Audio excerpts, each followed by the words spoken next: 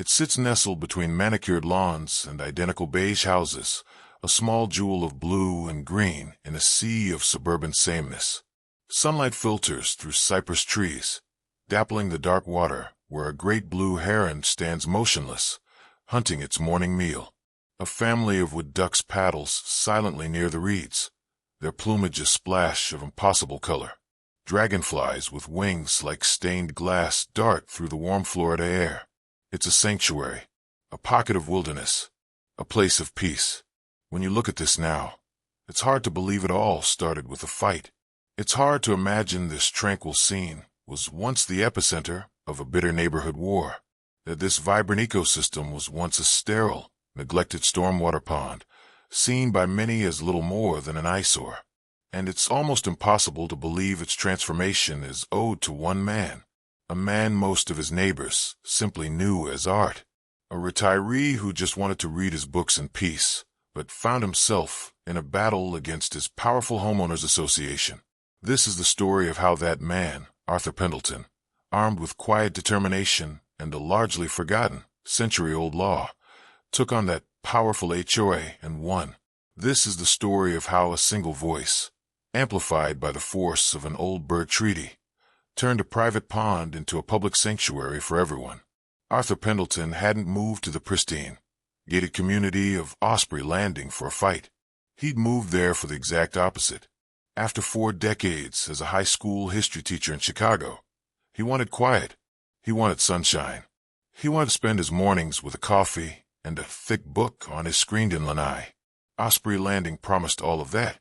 It was a picture-perfect vision of Florida retirement. Lush green lawns, swaying palm trees, and a set of community rules as thick as a phone book, all designed to keep the peace and property values high. The community was built around man-made ponds engineered to manage Florida's summer rains. The sales brochures called them lakes, but Arthur knew what they were. His house backed up to the smallest of them, known simply as Pond 7. To the Osprey Landing Homeowners Association, or HOA, Pond 7 was a line item on a budget, a utility. To Arthur, it was something more. It was his daily dose of nature. From his lanai, he watched the drama unfold. He saw anhinga spearfish and then stretch their black wings to dry in the sun.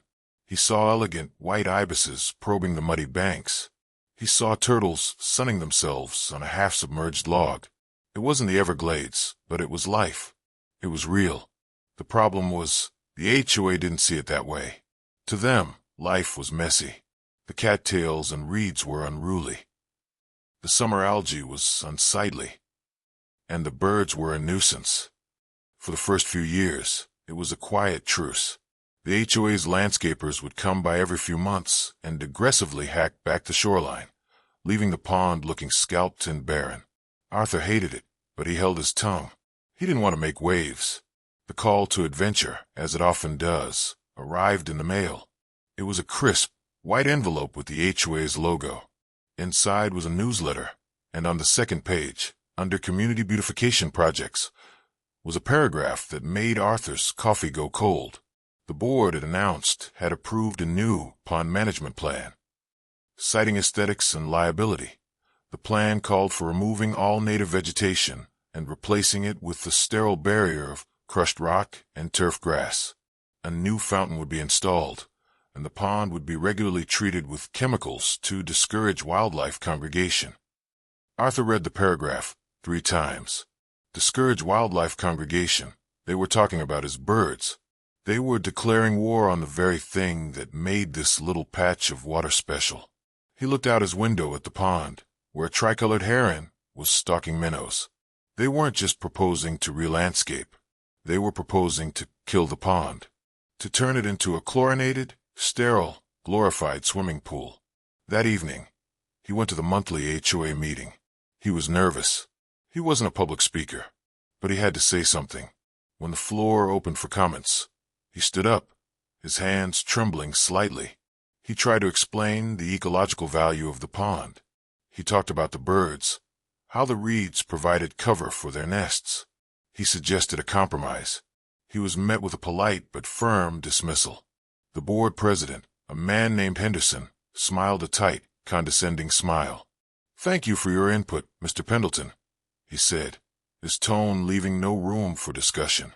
"But the board has already voted. The plan is final." Another resident spoke up. "I, for one, am thrilled," she said, glaring at Arthur. "I'm tired of all the bird droppings. It's unsanitary." Arthur sat down, his face burning. They hadn't listened. They saw a problem to be managed. He saw a living thing that was about to be destroyed for the sake of tidiness. As he walked home, the peeping of the frogs along the pond's edge sounded like a lament. The fight he had never wanted had just found him. For a week, Arthur did nothing. He was in a state of despair. Powerless. Who was he, a retired history teacher, to take on a powerful, well-funded HOA? He considered moving. He tried talking to his neighbors. A few were sympathetic, but nobody wanted to get involved.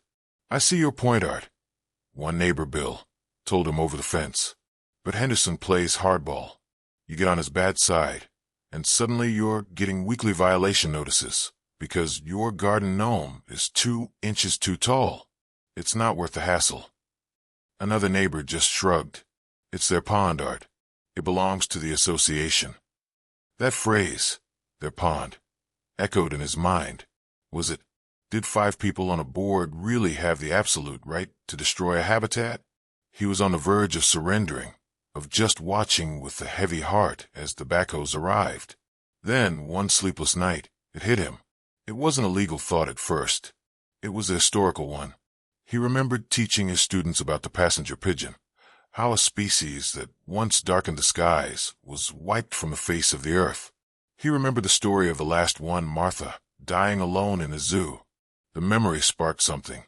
The extinction of the passenger pigeon, along with the near destruction of birds like the snowy egret for their plumes, had shocked the nation into action. That public outcry had led to laws. Arthur went to his study and sat down at his computer. He started with a simple search. Laws protecting birds. He saw a link for the Migratory Bird Treaty Act. He clicked, and down the rabbit hole he went. For the next several nights, Arthur became a man possessed. His study turned into a war room. He learned that the Migratory Bird Treaty Act, or MBTA, was one of the oldest and most powerful wildlife conservation laws in the United States, first enacted in 1918. It was born from the conservation movement that rose from the ashes of the passenger pigeon. The act was an implementation of a 1916 treaty with Great Britain on behalf of Canada to protect the birds that crossed their borders. This was the key. The birds weren't just Florida birds. They were international travelers. He read on, his excitement growing. The law made it illegal to pursue, hunt, take, capture, kill, or sell any of the nearly 1,100 species on its list. And take, the courts had long interpreted, could include not just shooting them, but also the destruction of their active nests and eggs. This law wasn't about land ownership. It didn't matter if the pond was private. A landmark 1920 Supreme Court case, Missouri v. Holland, affirmed that the federal government's power to make treaties to protect migratory birds was a national interest. As Justice Oliver Wendell Holmes wrote, "Wild birds are not in the possession of anyone." They weren't the HOA's birds. They didn't belong to Osprey Landing. They belonged to the sky. He found that the act had been expanded over the years to include treaties with other nations, Mexico in 1936, and later Japan and Russia. This wasn't just some dusty old law. It was a living, breathing set of international agreements, a promise the United States had reaffirmed and strengthened for over a century. He felt a surge of adrenaline. The HOA had a thick book of rules, but he had found a much older, much more powerful one. Their authority stopped at the water's edge, because the pond, whether they knew it or not, was a habitat, and if there were active nests, the law was clear. Arthur leaned back in his chair, the first glimmer of dawn streaking the sky. He had found his mentor. It wasn't a person, it was a law, a promise made to the birds 100 years ago. The HOA had its lawyers and its budget, but Arthur Pendleton had history on his side. Arthur's first move was quiet. He needed evidence. It wasn't enough to know the law. He had to prove it applied to Pond 7, so he began a stakeout. Every morning at dawn and every evening at dusk, Arthur sat on his lanai with binoculars, a bird guide, and a legal pad. He became a meticulous chronicler of life on the pond. The pair of green herons building a nest in the reeds, the mottled duck leading her fuzzy ducklings. He identified snowy egrets, great egrets, and the iconic great blue heron. Each sighting was recorded with the date and time. His neighbors watched him, whispering that he'd finally cracked under the Florida sun. Arthur didn't care. He was building his case. After 2 weeks, he had a list of over a dozen protected species that used Pond 7. He had photos. He had a logbook. He was ready. He composed a formal, polite, and devastatingly precise letter to the HOA board. He started by restating his admiration for the community. Then, he laid out his argument. He calmly stated that their pond management plan appeared to put them in direct conflict with the Migratory Bird Treaty Act of 1918. He explained that the take of migratory birds, including the destruction of their active nests, was a federal offense. He then listed the protected species he had documented and included copies of his time-stamped photos. He concluded, given that Pond 7 is an active habitat for species protected under this long-standing federal act, any action to remove the vegetation that supports their nesting could constitute a violation of the law. I am confident the board would not wish to expose the association to the significant penalties associated with such a violation.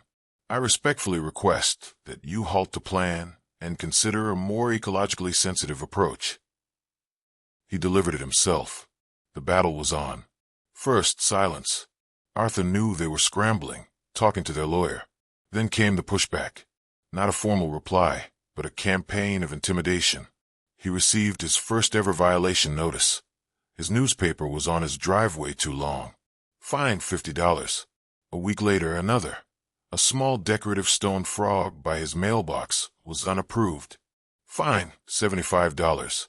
Henderson, the board president, would drive by his house slowly in his golf cart, staring. The message was clear, drop this. But Arthur didn't drop it. He paid the fines without comment and continued his daily birdwatching. And something interesting started to happen. His quiet resistance had piqued his neighbor's curiosity. Bill, the one who'd been too scared to help, wandered over. Arthur showed him the logbook and the green heron's nest through his binoculars. He explained the law, not as a threat, but as a fascinating piece of history. Bill said. I never knew that. I just thought they were pigeons with long legs. Word began to spread.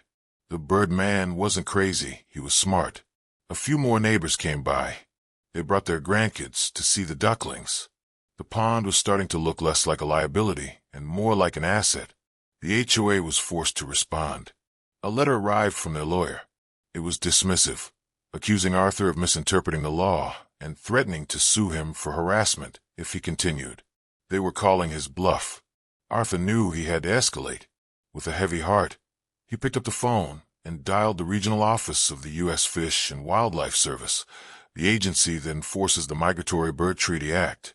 There was no turning back. Stories like Arthur's, where one person stands up for the natural world, happen everywhere but often go untold. If you believe in the power of individual action, take a moment to subscribe. It helps us find and share these incredible journeys. Now, back to the fight for Pond 7. The U.S. Fish and Wildlife Service arrived in the form of a quiet, sensible woman named Officer Diaz. She met Arthur at the edge of the pond one sweltering Tuesday morning. Arthur was a bundle of nerves. Officer Diaz listened intently as he laid out the story, showing her his logbook and photos. She didn't make any promises. She simply took her own binoculars and spent an hour walking the perimeter of the pond. Arthur watched, his heart pounding. Finally, she came back. "You've done your homework, Mr. Pendleton," she said, a small smile on her lips. "That is definitely an active nest of Butyrides virescens. You're right, they're on the MBTA list. The whole pond is a prime foraging habitat." Arthur felt a wave of relief, so profound his knees went weak. He wasn't crazy. Officer Diaz's next stop was the HOA office to speak with Mr. Henderson. According to office gossip that trickled down to Arthur, Henderson started with his usual bluster about private property rights. Officer Diaz listened patiently. Then she calmly explained that the Migratory Bird Treaty Act was not a suggestion. She informed him that destroying the active nest was a misdemeanor, and if they proceeded, the HOA, and potentially he himself, could face significant fines. The HOA, reeling but not yet defeated, called an emergency community-wide meeting. Their strategy was to turn the residents against Arthur. The room was packed. Henderson stood at the podium and painted Arthur as a radical who wanted to invite dangerous wildlife into their backyards. "This man," Henderson said, pointing at Arthur, "wants to put the interests of a few birds ahead of the safety and financial well-being of this community." A murmur of agreement went through the crowd. When Henderson finished, Arthur asked to speak. He walked to the podium with his history teacher's poise. He didn't talk about fines or laws. He talked about the passenger pigeon. He talked about the egrets hunted to near extinction for their feathers. He spoke of the legacy of conservation that generations before them had fought for. "This isn't about me against you," he said, his voice calm and steady. "And it's not about birds versus people. It's about what kind of community we want to be. Do we want to live in a sterile bubble, or a place that has room for nature? That pond is not a liability. It's a gift. It's a free science classroom for our grandchildren, a place of beauty you cannot buy." He looked at Henderson. "The law doesn't say the pond has to be a swamp. It just says we can't destroy the homes of the creatures that live there. We can be good stewards." Just as he finished, Bill stood up in the back. "I, for one, like the birds," he said loudly. "My grandkids saw a turtle there last week. They were thrilled. We should be thanking Art, not punishing him." Another resident stood up, and then another. The narrative Henderson had tried to control was unraveling. The tide of public opinion had turned. The fight for Pond 7 had been won not just with a federal law, but in the court of public opinion. It wasn't Arthur's pond or the HOA's pond anymore. It was becoming the community's pond. Section 5. The reward. The transformation to victory was a slow, quiet unwinding of the HOA's aggressive stance. The pond management plan was officially and very quietly postponed indefinitely. The threatening letters stopped. The real reward began a few weeks later on a Saturday morning. Arthur saw a small group at the edge of the pond. It was Bill and a few other neighbors, with trash bags and garden gloves. "Well," Bill said with a grin, "we figured if we're going to have a sanctuary, we ought to start treating it like one." That morning, they cleaned up litter along the banks. It was a small act, but it was monumental. The community was taking ownership. News of the cleanup spread. The next weekend, twice as many people showed up. A landscape architect who lived in the community sketched out a plan for planting native, water-loving plants that would create a beautiful, living shoreline. Arthur, the quiet retiree, had become the reluctant leader of a grassroots movement. People came to him for advice. They organized planting days. Families came out with their kids, who eagerly dug in the mud. The HOA, seeing the groundswell of support, had no choice but to cooperate.